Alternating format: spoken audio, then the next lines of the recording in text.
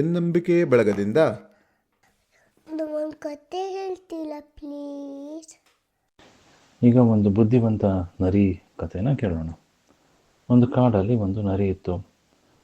ಅದು ಒಂದು ಸುರಕ್ಷಿತವಾದ ಜಾಗದಲ್ಲಿ ಒಂದು ಗುಹೆ ಹುಡುಕೊಂಡು ಆ ಗುಹೆಯಲ್ಲಿ ವಾಸವಾಗಿತ್ತು.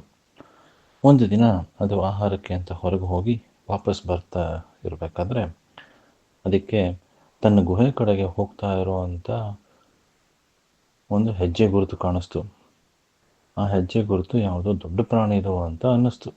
ಯಾವುದೋ ಹುಲಿಯೋ ಸಿಂಹನೋ ಯಾವುದೋ ಒಂದು ತನ್ನ ಗುಹೆ ಒಳಗೆ ಹೋಗಿ ತನಗೋಸ್ಕರ ಕಾಯ್ತಾ ಇದೆ ಅಂತ ಅರ್ಥ ಆಯಿತು. ಇದರಿಂದ ಹೇಗಾದ್ರೂ ತಪ್ಪಿಸ್ಕೋಬೇಕು ಅಂತ ಹೇಳಿ ಒಂದು ಉಪಾಯ ಮಾಡ್ತು. ಅದೇನು ಮಾಡ್ತು, ಜೋರಾಗಿ ಕೂಗ್ಕೊಳ್ತು, ಓ ಗುಹೆರಾಯ, ನಾನು ಬಂದಿದ್ದೀನಿ, ಒಳಗೆ ಬರ್ಬೋದಾ, ಎಲ್ಲ ಸರಿ ಇದೆಯಾ ಅಂತ ಕೇಳ್ತು. ಏನು ಉತ್ತರ ಬರಲಿಲ್ಲ.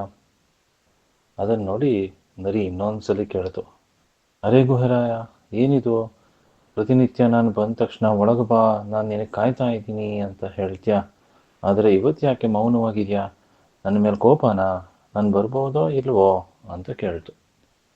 ಒಳಗಡೆ ನಿಜವಾಗ್ಲೂ ಒಂದು ಸಿಂಹ ಕಾಯ್ತಾ ಕೂತಿತ್ತು.